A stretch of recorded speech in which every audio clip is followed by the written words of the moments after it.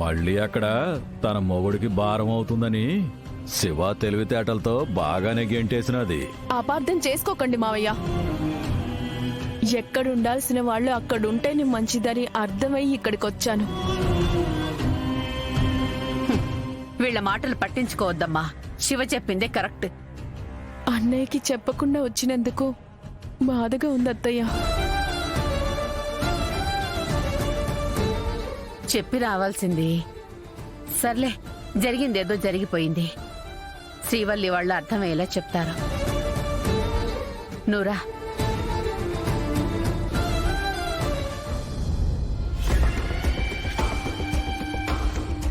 ఏంటి నాన్న, దీని పీడ వదిలించుకున్నాం అనుకున్నాను, ఇది మళ్ళీ తిరిగి వచ్చింది. ఒక రకంగా ఆలోచిస్తే ఇది కూడా మన మంచికే రా అబ్బోడా.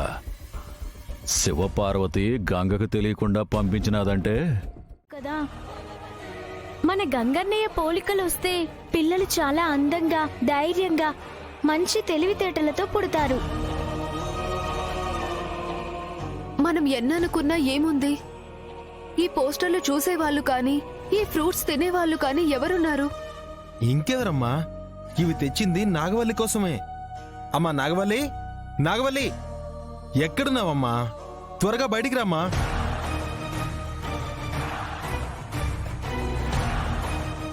ఈ ఫోటోలు ఎలా ఉన్నాయో చూడాలి.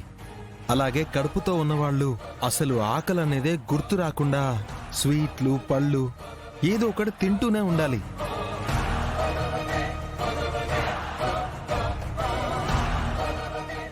ఏంటి మొహాలు చూసుకుంటున్నారు? నిజం చెప్పండి.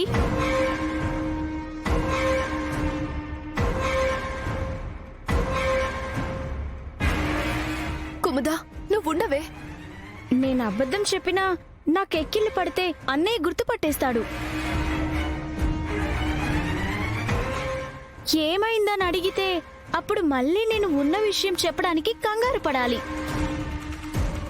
నిజం ఎలాగో తెలుస్తుంది కదా, చెప్పండి అక్క.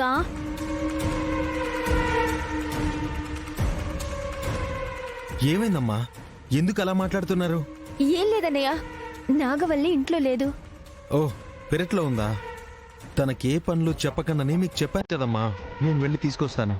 అన్నయ్య, నాగవల్లి అక్క ఇంట్లో నుంచి వెళ్ళిపోయింది అన్నయ్య. ఇంట్లో నుంచి వెళ్ళిపోయింది అన్నయ్య. ఇంట్లో నుంచి వెళ్ళిపోయింది అన్నయ్య.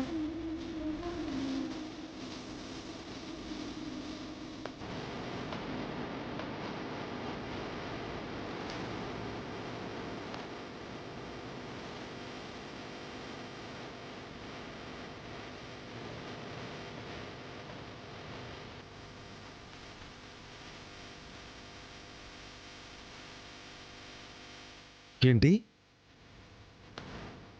ఏ కుముదా, ఇంకెంతసేపు దాస్తారు వదినా? దాచిన ప్రయోజనం ఉండదు కదా. అన్నయ్య ఏమో నాగవల్లి అక్క కోసం వెతుకుతున్నాడు.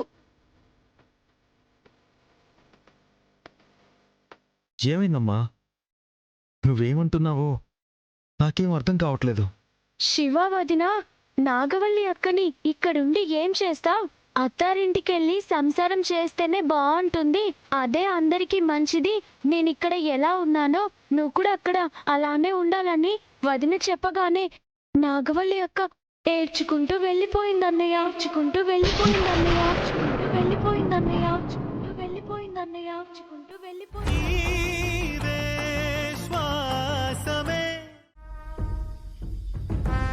నాగవల్లి,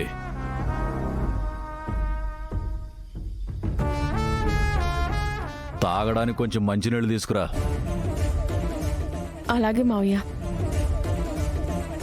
మంచినీళ్ళు కూడా తెచ్చుకోపోతే ఎలాగా? ఎరా, నాన్న నా పెళ్ళానికి పని చెప్తుంటే నీకు భారం అన్నట్టుగా ఫీల్ అయిపోతున్నావేంట్రా?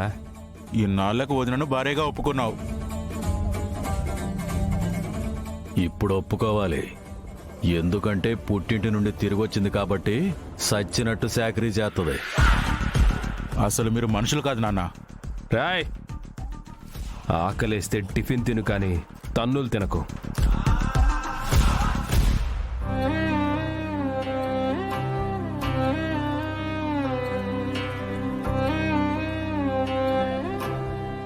మీ అన్నయ్య ఆవేశపరుడు. తీసుకువెళ్తాను అంటే వచ్చేయడమేనా? ఎక్కడ ఉండాల్సిన వాళ్ళు అక్కడుంటేనే మంచిది. చావైనా బ్రతుకైనా అత్తారింట్లోనే అనుకోవాలి నాగవల్లి. నువ్వు ఓడిపోయావు నాగవల్లి, బాక్సింగ్లో కాదు, సంసారంలో. ఇదిగోండి మావయ్య.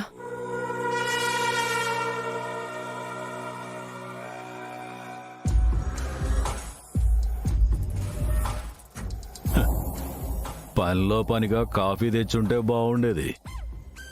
అలాగే మావయ్య. ఆగొదినా, అన్నీ ఒకసారి చెప్పొచ్చు కదా. అయినా అమ్ముండగా వదిన ఎందుకు అడుగుతున్నారు? ఏమైందిరా? నీ కోడల్ని పని చెయ్యొద్దు అంటున్నాడు నీ చిన్న కొడుకు. నేనేం చెయ్యనని చెప్పలేదు కదా. అది కాదు వదినా, వీళ్ళు కావాలని సతాయిస్తున్నారు. అన్నీ ఒకసారి చెప్పొచ్చు కదా. నిన్ను అటు ఇటు తిప్పుతూ రెస్ట్ లేకుండా పని చేయించి నువ్వు అలసిపోయి ఆయాసపడుతుంటే పైశాచిక ఆనందం పొందాలనుకుంటున్నారు. ఏంటి, మంచినీళ్లు పట్టుకొస్తేనే అలిసిపోద్దా? అయినా అబ్బోడు తాళి కడితే వచ్చింది కదా కోడల పిల్ల. మేము చెప్పింది చెయ్యాలా, కాఫీలు టీలు అందించడం కాదు, ఇంకా బండెడు సేకరీ చెయ్యాల్సి వస్తుంది. ఎందుకండి ఆ అమ్మాయిని ఇబ్బంది పెడతారు? అది అసలే ఒట్టి మనిషి కూడా కాదు. ఒట్టి మనిషి కాదు అని తెలిసి కూడా ఇంట్లో నుంచి గెంటేసింది కదా నీ కూతురు శివపార్వతి. తనని పోషించలేక గెంటే లేదురా. ఆడపిల్ల అత్తారింట్లో ఉంటే మంచిదని సర్ది చెప్పి పంపించింది.